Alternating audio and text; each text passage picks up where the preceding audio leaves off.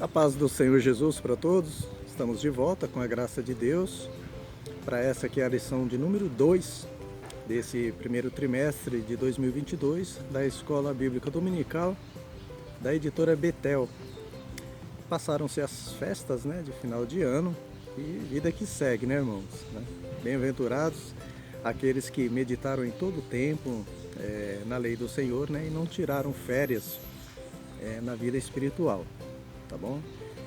Eu não vejo pecado nenhum em alguém tirar férias para descansar o corpo, para descansar a mente, Mas descanso espiritual, irmãos, nunca é aconselhável, Você pode até viajar para qualquer lugar do mundo, se ausentar por esse motivo, um mês da sua congregação, Mas por onde você passar, você tem que estar meditando na lei do Senhor em todo o tempo, e orando sem cessar, no seu espírito, tá bom? Então nós vamos em frente.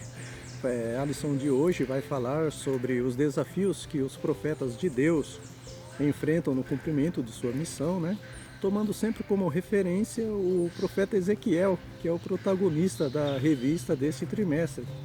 Se você gostar dessa lição e sentir-se edificado espiritualmente, não se esqueça de deixar o seu like. Se não for inscrito, se inscreva no nosso canal. Toda semana nós estamos postando as pré-aulas de cada lição da Escola Bíblica Dominical e tem sido uma bênção para a glória de Deus, tá bom? Bons estudos a todos. No final do vídeo eu estarei de volta. O texto de referência para a lição de hoje é o capítulo 3, versículos 10, 11, 14 e 15 desse livro de Ezequiel, onde Deus manda ele encher o coração com a palavra de Deus e do que há em abundância no coração, disso ele deveria falar aos cativos da Babilônia, independente da aceitação ou não por parte do povo. Ezequiel estava receoso, meio desanimado, triste, porque ele iria profetizar para os seus conterrâneos, seus compatriotas, pessoas que conviviam com ele e que, segundo o próprio Deus, eram casa rebelde, obstinados de coração, pessoas difíceis de lidar. Como diz aí a lição, foi um desafio para o profeta. O Senhor Jesus, que também foi rejeitado no início pelos seus próprios irmãos, ele disse que não há profeta sem honra, a não ser na sua própria pátria, entre os seus. E esse era o motivo pelo qual Ezequiel ficou 7 dias pasmado entre o povo. E aqui, irmãos, é bom deixar claro que profeta, no contexto dessa lição, não é só aquele que tem o dom de profetizar. Tá? Profetas somos todos nós, que recebemos Jesus como Salvador e Senhor. Jesus disse, ide por todo o mundo e pregai o Evangelho a toda criatura. É alertar sobre o juízo de Deus, que está na Bíblia, para aqueles que rejeitam Jesus como plano de salvação. E também da misericórdia de Deus para com aqueles que se arrependem e se convertem. Então, nesse contexto aqui, você, eu, nós também somos profetas de Deus, É aqueles que levam a palavra de edificação, de consolação, de exortação para a igreja. Então a gente não pode generalizar, profeta de Deus com aqueles que têm o dom de profecia apenas. E Ezequiel, então, ele estava receoso no início, mas foi o Espírito Santo do Senhor quem o levantou, e o conduziu para esse desafio. E assim como Deus fortaleceu com as suas mãos fortes, ao profeta Ezequiel, ele há de nos fortalecer também, irmãos, em todos os desafios que surgirem na nossa frente. Paulo diz, fortalecei-vos no Senhor e na força do seu poder. O tópico 1 destaca que o exílio, o cativeiro, era o lugar onde Ezequiel foi enviado para aquela missão de profetizar. E a obra de Deus é assim mesmo, É Deus quem escolhe o lugar onde nós devemos anunciar a sua palavra, onde nós devemos profetizar. Então aqui o item está dizendo que Ezequiel era um profeta no exílio. E às vezes nós queremos pregar para os mendigos que se alojam próximos à Torre Eiffel, na França, ou para aqueles sem tetos lá do Big Ben em Londres, Quem sabe para aqueles indigentes, que ficam no Central Park de Nova York, usando como pretexto as vidas, e, na verdade, querendo fazer o turismo gospel, né? Tem muitos que fazem isso, infelizmente, mas a palavra de Deus, irmãos, não deve ser proclamada como o turismo gospel, não, né? A gente tem que ir aonde Deus mandar. E às vezes o Espírito Santo com certeza nos impede quando o nosso propósito é esse, né? Ele muda a rota, né? Ele nos mostra que nós temos que profetizar é lá na Babilônia, é lá no exílio, né? Ou lugares difíceis, né? Pessoas muito sofridas nas comunidades, né? Lá nas favelas que tem em São Paulo, Rio de Janeiro, em todo o país, todo o Brasil, né? Ou às vezes no exterior, na Coreia do Norte, Afeganistão, lugares onde o evangelho é extremamente perseguido, né? Os cristãos. Isso aconteceu com Paulo, irmãos, né? Que ele tentou ir para a Ásia e depois para a Bitínia, né? Não que Paulo estivesse escolhendo os melhores lugares para pregar a palavra de Deus, né? Não é nada disso, ele só estava sem direção. Então o Espírito Santo impediu ele e mostrou para ele Macedônia, né? Lá em Filipos, onde ele seria ali açoitado na prisão, mas também foi onde Deus operou maravilhas através de Paulo. Tem aquela mulher Lídia, né, que se batizou. Quem sabe, né? Ela não se tornou a primeira dirigente do círculo de oração ali da igreja dos Filipenses, né? Teve também uma jovem que foi liberta de um espírito de adivinhação, né? Talvez essa jovem teria se tornado a primeira líder de mocidade também. E a conversão do carcereiro, né? Que daria certo também, né? Encaixaria direitinho também como o primeiro pastor ali da igreja dos Filipenses, né? Claro que nada disso está registrado, né?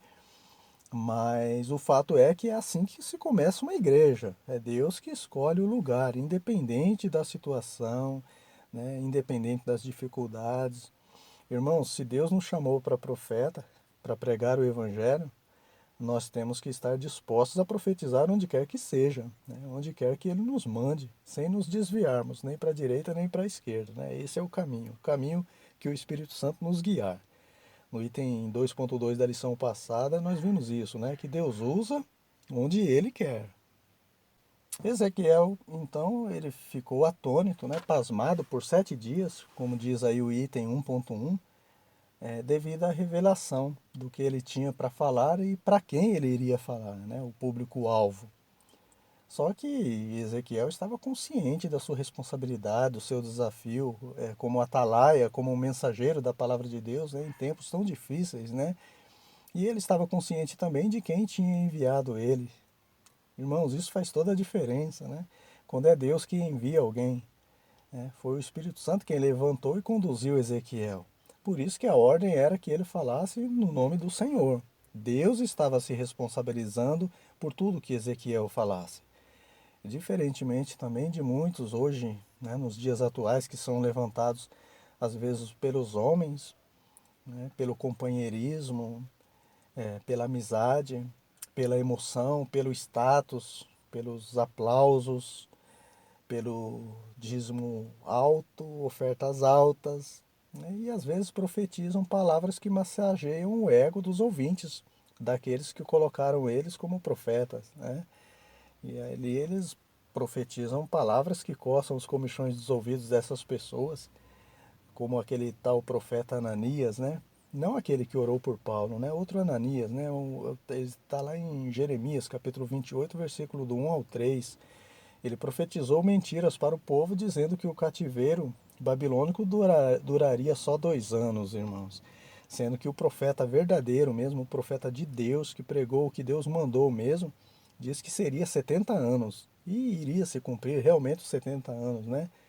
Então, irmãos, Deus disse, ai do profeta que disser que eu falei quando eu não falei nada, né? Que profetizam mentiras.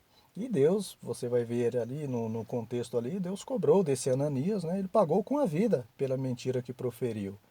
Então, meus irmãos, se Deus mandou, fale no nome do Senhor, né? Agora, se Deus não mandou, se cale no nome de Jesus, né? Simples assim.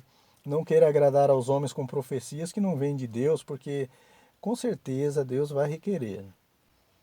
O item 1.2 confirma a realidade que Ezequiel vivia com os cativos na Babilônia, né? Isso mostra o cuidado de Deus para com todos, né, irmãos? Deus amou todo mundo, né? De tal maneira que deu seu Filho unigênito, para que todo que nele crê não pereça, mas tenha vida eterna, né? Não foi para meia dúzia, nem para alguns privilegiados, né? Não. Deus demonstrou esse cuidado, irmãos, com todos, ao enviar o Senhor Jesus para morrer por toda a humanidade, né? Ele fez a mesma coisa ali no deserto, né? E disse, Deus disse, né? Façam para mim um santuário que eu habitarei no meio de vós no deserto. Deus não está de longe, irmãos, nos contemplando, somente trabalhando na nossa vida de longe. Não, Ele quer habitar no meio do seu povo. Tanto que o Espírito Santo de Deus habita em nós quando nós recebemos Jesus como Salvador. É Deus no meio do seu povo, né? O Verbo que se fez carne, né? A palavra do Senhor, o Senhor Jesus, ele se fez carne e habitou entre nós, né? E foi assim também quando o Espírito Santo levou Ezequiel para também habitar no meio do povo. Não era entregar a profecia e correr de lá, não, né? Era conviver com o povo, era sofrer com o povo, era estar junto com o povo. E isso nos ensina algo muito importante também, irmãos. No caso de Ezequiel, e dele estar convivendo com o povo, o fato dele viver com os cativos, significava também que ele estava no mesmo barco que eles, né? Dependente da misericórdia de Deus também. Jesus disse: Bem-aventurados os misericordiosos, porque eles alcançarão misericórdia. Então, até os misericordiosos precisam de alcançar as misericórdias de Deus, né? Ao profetizar para o povo, né? E eles se arrependessem e Deus usasse de misericórdia com o povo, o Ezequiel também seria beneficiado, ele seria favorecido, afinal ele vivia com os cativos, ele estava no mesmo barco. Então, da mesma forma, meus irmãos, o fato de Deus nos escolher para estarmos diante de uma sala de aula na escola bíblica dominical não significa que nós somos melhores que os irmãos, não. Nós somos dependentes da graça e misericórdia de Deus também, tanto quanto eles. Mas apesar de ser mais um apenas no meio do povo, né, Ezequiel era um profeta de Deus, como diz o item 1.3. E pelo certo ele deveria ser honrado como profeta, né? A quem deveis honra, a gente deve honrar essa pessoa, né? A Bíblia ensina isso, né? Apesar de ser pecador, o profeta de Deus ele deve ser honrado, né? Porque ele foi chamado por Deus, ele é ungido de Deus, né? E o que confirmava se Ezequiel realmente era um enviado de Deus, não era o fato do povo aceitar ele como profeta ou não, mas a fidelidade do profeta, né, em falar tudo que Deus mandou, doa quem doer. E isso identifica quem realmente é um profeta de Deus. Irmãos, quando você prega a palavra de Deus, ou até mesmo no meio da aula da escola bíblica dominical, alguém se levanta e vai embora, irmãos, porque não concorda ou porque ficou aborrecido de uma palavra que ouviu, e você tem convicção que realmente foi Deus quem te mandou falar o que foi dito, você orou, né, antes de preparar a aula, buscou conhecimento, né, deu o melhor de si para trazer um alimento saudável, e aconteceu isso, irmãos, de alguém se levantar e sair, descansa o teu coração, né? Faz como aquele pregador que disse certa vez, né, quando isso acontecer, pense que essa pessoa está gostando tanto da sua aula que ele se levantou e foi chamar outros para ouvir também, né? Então, irmãos, não são aplausos no final da aula que caracteriza quando a mensagem é de Deus. Então fale no nome do Senhor, ponto, né? Ponto final. Não almeje tapinha nas costas, irmãos, né? Elogios para sua aula, não, tá? Às vezes os elogios é que são perigosos. Paulo mesmo que o diga, né? Aquela jovem que vinha elogiando ele lá em Filipos, né? Aquela supostamente, né, líder da mocidade que nós falamos no início, né? Aquilo que ela dizia, irmãos, não vinha de Deus, não, né? E Paulo repreendeu no nome de Jesus, né? E ela foi liberta. Então a gente tem que tomar cuidado com os elogios, né? Olha, esses que vos anunciam o evangelho são servos do Deus Altíssimo. Olha, aquele professor da escola dominical, aquele é o cara. Aquela professora é excelente. Irmãos, cuidado com os elogios, né? Façamos tudo para a honra, para a glória do nome do Senhor. Outro perigo, né, que o profeta de Deus enfrenta são os sentimentos e as emoções. E o tópico 2 vai nos orientar como lidar com eles, né? Irmãos, quando a gente imagina a situação de Ezequiel, ele tinha certeza que a visão que recebeu vinha de Deus sobre o que ele deveria dizer, né? E para um povo de coração duro, um coração mau, incrédulo, né? Que não assumia a culpa pelo sofrimento que passavam.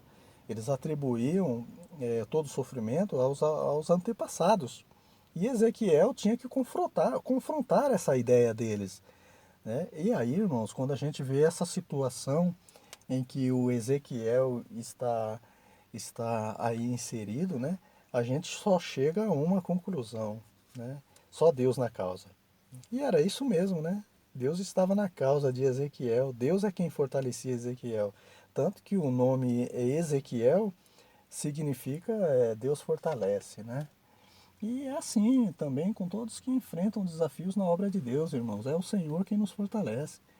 Josué, né, ele estava numa situação semelhante a Ezequiel. Só mudou o lugar, né? Ao invés de um cativeiro na Babilônia, Josué ele tinha uma terra de Canaã, recheada de gigantes para conquistar. Mas o povo que estava com ele era o mesmo, né? Tinha as mesmas características. Eram os antepassados desse povo aqui do cativeiro, né? Eles eram murmuradores também, obstinados, incrédulos. E era esse tipo de pessoa que Josué tinha que lidar, né? E Josué, assim como Ezequiel, ele também ficou espantado, ficou pasmado, né? E Deus disse para ele, olha, não pasme, Josué, nem te espantes, né? Porque o Senhor teu Deus é contigo por onde quer que andares. Não te mandei eu, né? Então, irmãos, o jeito de lidar com os sentimentos e as emoções é lançando sobre o Senhor toda a nossa ansiedade, porque Ele tem cuidado de nós. Ele é o mesmo ontem, hoje e eternamente. O Deus que cuidou de Josué, o Deus que cuidou de Ezequiel, é o Deus que cuida dos seus profetas nos dias atuais também. Já o item 2.1 fala sobre o confronto que há com a verdade. Dizem por aí que a verdade dói, não é assim? E aquele que não assume, irmãos, a sua realidade, né? Que não admite o erro, que não aceita a repreensão, que não admite quando o pecado é exposto, é desmascarado, né? Essa pessoa vai sempre continuar escrava, né? Escrava de si mesmo, do auto-engano. Caim, ele foi um exemplo, né? Ele não admitiu ser repreendido pelo Senhor ao matar Abel, seu irmão, né? Ele quis confrontar o próprio Deus. Tem o caso do rei Herodes também, quando ele foi desmascarado do adultério com Herodias, mulher do seu irmão Filipe, ele incitado, né, pela filha de Herodias, mandou degolar o João Batista, né? Tem Micaías também, tá aí a referência aí no vídeo para quem quiser consultar, né? Era um profeta de Deus, ele apanhou no rosto por entregar uma profecia contrária à vontade do rei Acabe.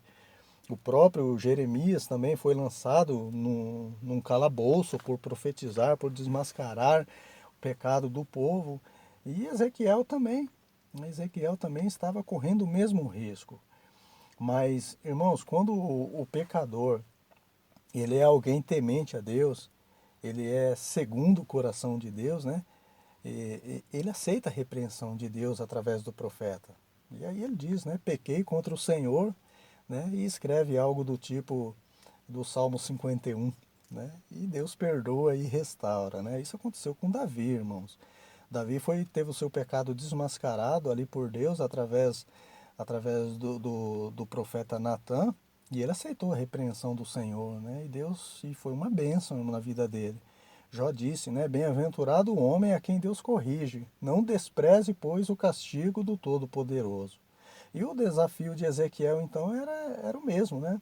Era expor o pecado de um povo que atribuía aos seus pais, né, os seus sofrimentos, né? Um povo que não assumia a culpa dos seus erros. E agora, como confrontar esse povo, né? Como dizer que eles também eram responsáveis, tanto quanto os pais também, em tudo que eles estavam passando. Então, Ezequiel ele teve que encarar esse desafio e nós também, às vezes, passamos por essa situação, né? Porque todos os que piamente querem viver em Cristo Jesus, irmãos, eles padecerão perseguições, né? Mas nós temos a promessa do Senhor. Bem-aventurados sois vós, quando vos injuriarem e vos perseguirem, e mentindo disserem todo mal contra vós por causa do meu nome, né? Exultai e alegrai-vos, porque é grande vosso galardão nos céus, porque assim também perseguiram os profetas que foram antes de vós. Então, irmãos, nós temos essa promessa em meio aos desafios que surgirão diante de nós. O item 2.2 fala da esperança, né? Da esperança de sair do cativeiro, né? Que estava por um fio apenas. E com Deus, um fio já é o suficiente para resolver qualquer situação. Foi assim com aquela viúva, né? Que só tinha um fio de azeite na botija, né? E Deus fez um grande milagre. Foi assim também com aquela multidão de quase 5.000 homens, fora mulheres e crianças, né? Que só tinham um fio de comida, né? 5 pães e 2 peixinhos, né? E Deus também fez um milagre.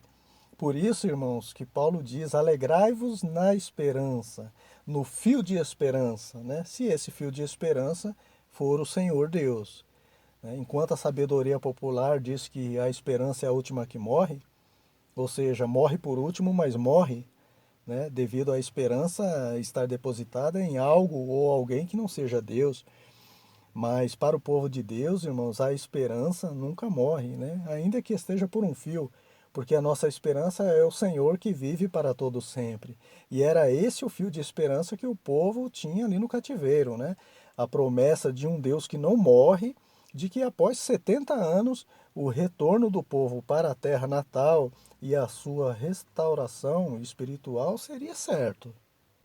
O item 2.3 fala da advertência de Deus ao profeta Ezequiel, de só falar quando Deus mandar, né? Caso contrário, ele deveria se calar. Por quê, irmãos? Porque o povo já estava com o coração endurecido, né, para a palavra de Deus, né? Que é como um martelo que esmiuça a penha, Jeremias disse isso, que penetra até a divisão da alma e do espírito. Irmãos, imagine se Ezequiel falasse algo que não viesse de Deus, mas de si próprio, ia piorar mais ainda a situação. Aonde o homem põe a mão, irmãos, estraga tudo, né? Tem que deixar Deus trabalhar, tem que falar somente o que Deus mandar. Ezequiel corria o risco de perder as estribeiras, né? Perder a paciência e no momento de ira falar o que não devia. Ou quem sabe também o Ezequiel também estava sujeito a se empolgar pela convicção que estava sendo usado por Deus. Sabe, ali no calor da mensagem, né? Quando você está ali naquela empolgação, você vê que Deus está te usando mesmo. Às vezes a pessoa quer exagerar e acrescenta o que Deus não disse, né? Então isso acontece muito, irmãos. Daí a necessidade também, né, daqueles que ouvem a palavra, ouvem a profecia, examinar tudo e reter somente o que é bom, né? Somente o que vem de Deus. Aquilo que vem de Deus a pessoa engole, porque é vitamina para a alma. Agora, o que não vem de Deus, aí tem que descartar, né? Que aí como eu costumo dizer, é casca, é bagaço, é caroço, né? Então, isso tem que deixar de lado, né? A gente tem sim que julgar as profecias, não o profeta, né? O profeta quem julga é Deus. Mas Paulo diz aos Coríntios, né, que a gente tem que julgar sim as profecias se são de Deus ou não por causa disso, né? Porque às vezes o profeta quer acrescentar, né, algo que Deus não mandou dizer. Resumindo tudo, né, a gente tem que ser simples e objetivo nas palavras, né? Pregar o beabá, o arroz com feijão, né? E o que passa disso é de procedência maligna. Chegamos no tópico 3, onde Ezequiel, depois de ter sido encorajado pelo Senhor, ele se tornou um profeta destemido, né? Eu sei em quem tenho crido. Ezequiel pregava a verdade sem medo agora, né? Mas com detalhe, né? Sem acusar as pessoas, sem julgar, sem apontar o dedo. Tipo, com autoridade, mas sem autoritarismo, né? Porque profeta, irmãos, ele, ainda que ele seja de Deus, ele não é Deus, ele é servo, né? Profeta não é juiz. Profeta é pecador também, profeta é réu também.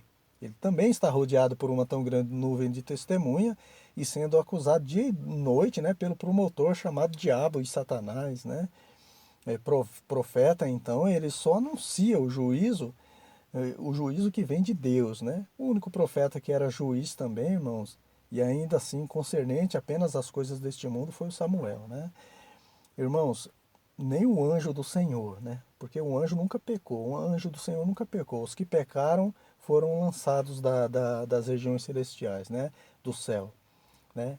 Mas o anjo do Senhor, que nunca pecou, ele não ousou pronunciar juízo de maldição contra o criador do pecado, né, que é o diabo. Né? O anjo disse, olha, o Senhor te repreenda. E o próprio Senhor Jesus, né, que é juiz dos juízes, quando ele repreendia os judeus, era com a intenção de libertá-los, né, para o bem deles, com amor pelas almas. Né? Então, irmãos, cabe ao profeta de Deus só anunciar o juízo e a misericórdia também que vem de Deus. O item 3.1 diz que quem está com a verdade não pode ter receio de falar.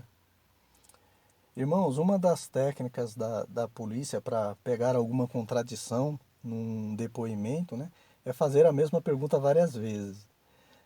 Porque aquele que falta com a verdade, irmãos, ele nunca dirá a mesma coisa sempre. Diferentemente daqueles que dizem a verdade, né? Que fica com a consciência tranquila. Ele não precisa formular o que vai falar. Ele só se preocupa em dizer o que realmente aconteceu, o que realmente é a verdade. Assim também, aquele que faz uso da verdade que liberta, da palavra de Deus, com autenticidade, né, sem intransigência, ele fica com a consciência tranquila quanto às consequências do que ele falou, né? Porque Deus vai se responsabilizar. Mas nem por isso, irmãos, o profeta vai matar o denunciado só porque está com a verdade, né? Nós precisamos vigiar, irmãos, porque a morte e a vida está no poder da língua. Nós não podemos bendizer a Deus e amaldiçoar os homens feito à imagem e semelhança de Deus. O profeta de Deus, ele não pode ser como Jonas, né, que pregava a palavra, anunciava o juízo e a necessidade de arrependimento, só que torcendo para que os ninivitas não se arrependessem e fossem para o inferno. Né? Jonas até pregou o arroz e feijão, só o que Deus mandou mesmo no coração dele justamente para que não se convertessem. Jonas não queria isso, né? Mas, irmãos, quem convence do pecado, da justiça e do juízo é o Espírito Santo. E ele não precisa de enfeites na palavra, né? De asas de pavão na palavra. Né? E toda a cidade ali de Nínive se converteu para a tristeza e decepção de Jonas. Né? Irmãos, esse sentimento de mágoa, de rancor, só leva à autodestruição. Né? É como se a pessoa tomasse veneno esperando que o outro morra. Jesus disse, do que adianta o homem ganhar o mundo inteiro e perder a sua alma? Do que adiantava Jonas ganhar Nínive toda e perder a sua alma devido a um coração rancoroso, sem misericórdia, né? Mas Deus, em sua infinita misericórdia e bondade, né, tratou o coração de Jonas também. O fato é, irmãos, que o profeta ele deve entregar a repreensão, a advertência de Deus com amor pelas almas, orando para que o Espírito Santo convença aquelas vidas, né? E se alegrar quando eles se arrependerem, assim como a alegria no céu por um pecador que se arrepende, né? O grande exemplo também foi Moisés, quando ele estava irado porque o povo fez um bezerro de ouro, né? O Moisés repreendeu o povo duramente, só que quando ele soube que Deus estava disposto a aniquilar todo o povo, ele intercedeu por aquele povo. Olha, Senhor, perdoa-lhes, senão risca o meu nome do livro da vida. Ou seja, o que aconteceu com Moisés, né, nesse caso, foi o que Paulo diz, né? Irai-vos e não pequeis, né? Mas ame ao seu próximo. Claro que não seria nada fácil para Ezequiel, né? A rebeldia e ingratidão do povo, irmãos, causou desgaste no profeta. Né? São os desgastes do ofício, como diz o item 3.2. E Ezequiel sofria tudo isso na pele. Jesus disse que tudo isso aconteceria, né, com os seus servos, né? E odiados de todos vocês serão por causa do meu nome, mas aquele que perseverar até o fim, esse será salvo. Jesus disse também, eis que vos envio como ovelhas no meio dos lobos. Então, irmãos, isso é fato, né? Esse tipo de situação que Ezequiel estava passando é uma realidade na vida do povo de Deus. Mas uma coisa é certa, assim como Deus estava com Daniel na cova dos leões, né? Ou com seus 3 amigos ali na fornalha, né? O Sadraque, Mesaque e Abednego, ele estará conosco também, né? Ele promete lá em Isaías, né? Quando nós passarmos pelo fogo, ele não nos queimará, nem a chama arderá em nós, né? Quando nós passarmos pelas águas, elas não nos submergirão, né? Porque eu estarei contigo, diz o Senhor. Paulo também foi uma outra prova viva disso, né, irmãos? Quando ele estava ali sendo julgado por pregar a verdade, ele disse que ninguém o assistiu na sua primeira defesa, antes todos o desamparou, né? Mas ele disse, né, que o Senhor me assistiu e me fortaleceu. Então, meus irmãos, não é vão o nosso trabalho no Senhor. Todo o desgaste do ofício será recompensado pelo nosso Deus. Por último, o item 3.3 diz que a mensagem de Deus nunca deve ser transmitida de acordo com a vontade do povo, mas de acordo com a vontade de Deus e a necessidade do povo. É diferente, né? Pregar o que o povo precisa ouvir, né? E não o que o povo quer ouvir. E só Deus conhece, irmãos, as necessidades de cada um. Por isso que nós devemos pregar só o que o Senhor manda, sem fazer edição na palavra, né? Entregar conforme recebemos, né? Profeta não é editor, né? Profeta não é massagista espiritual para massagear o ego das pessoas, nem cotonete espiritual para coçar os comichões dos ouvidos daqueles que resistem, né? Profeta é um atalaia de Deus, né? Como nós vamos ver na próxima lição, né? Profeta é mensageiro de Deus, é arauto de Deus, da verdade que liberta, né? E aquele que acrescentar ou tirar, qualquer que seja, irmãos, um princípio apenas da palavra de Deus, certamente sofrerá as consequências que estão registradas lá no livro de Apocalipse. Amém, meus irmãos? Chegamos ao final de mais uma lição, né? Deus abençoe você que pacientemente nos acompanhou até o final do vídeo, né?